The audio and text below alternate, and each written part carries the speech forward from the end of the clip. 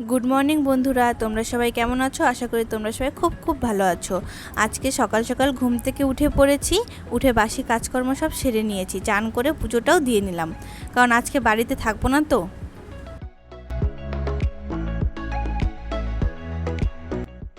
পুজো দিয়ে সোজা চলে এলাম রান্নাঘরে রান্না করতে। একদিকে ভাত বসিয়ে দিয়েছি, এদিকে পনিরের তরকারিটাও আমি বসিয়ে দিব।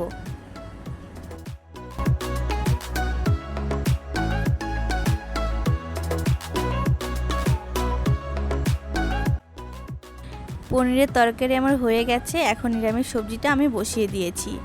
নিরামিষ সবজিটা আমার হয়ে গেছে, এখন খাওয়া দাওয়া করে নিব। খাওয়া দাওয়া করে চলে আসলাম জামা কাপড় গুছাতে। জামা কাপড় গুছিয়ে নিব।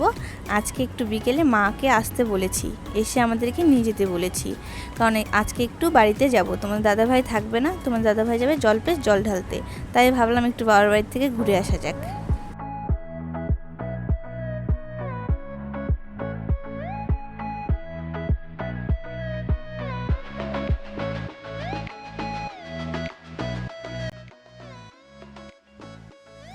মাও চলে এসেছে, আমরাও বের হয়ে গেছি, চলো যাওয়া যাক।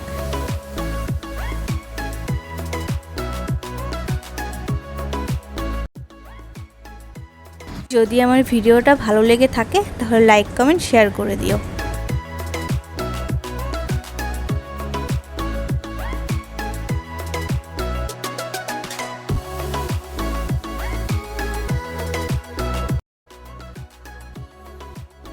চলে আসলাম বাবার বাড়িতে।